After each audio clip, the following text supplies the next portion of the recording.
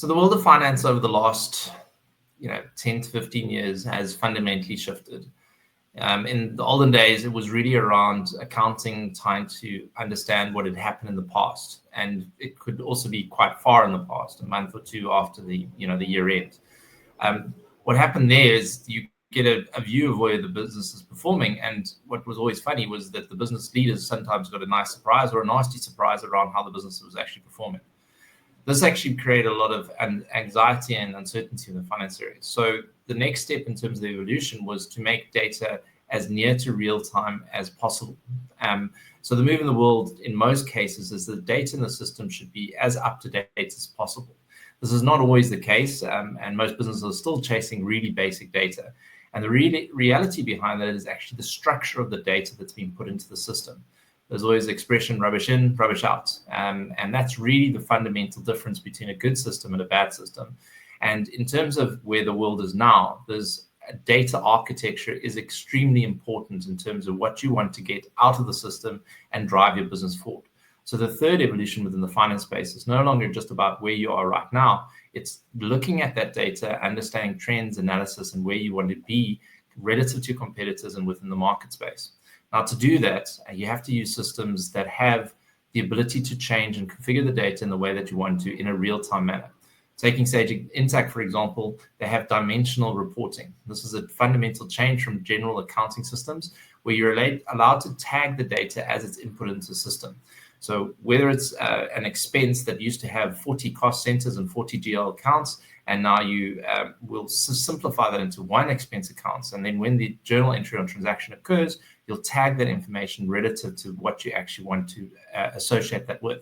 So that could be your project. It could be a revenue stream. It could be towards a department, a project, a warehouse, whatever the individual business's needs are. Once you've tagged that information, then you have a massive set of data that's already configured in a way that is easy to manipulate and pivot, to use a word from Excel. So that data is really accessible in real time.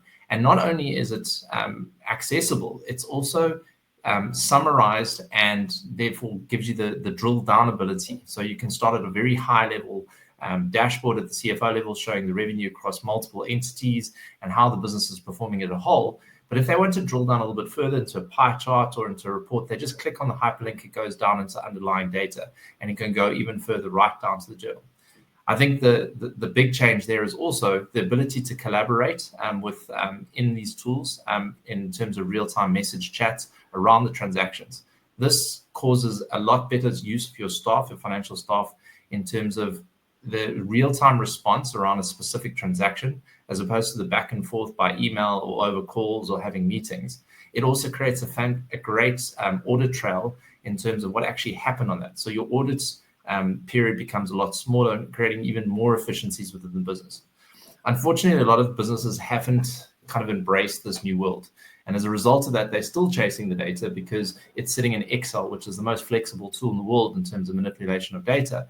But they haven't been exposed to new technologies like Sage Intacct or even some of the latest tools that are coming out using AI. We talk, for example, about Copilot that exists in the Office 365 space, but it's also coming to Intacct. And there's also ChatGPT, enabling those tools within the business to actually understand what's happening in your data and get deeper insights and get communication. This frees up your other finance staffs from back and forths on data that they can focus on their roles, and the CFO can have a conversation and a forecast without that input. So I think the world has changed fundamentally, but I don't think the people in the finance space have always understood what's available. So therefore take advantage of that and move their business forward.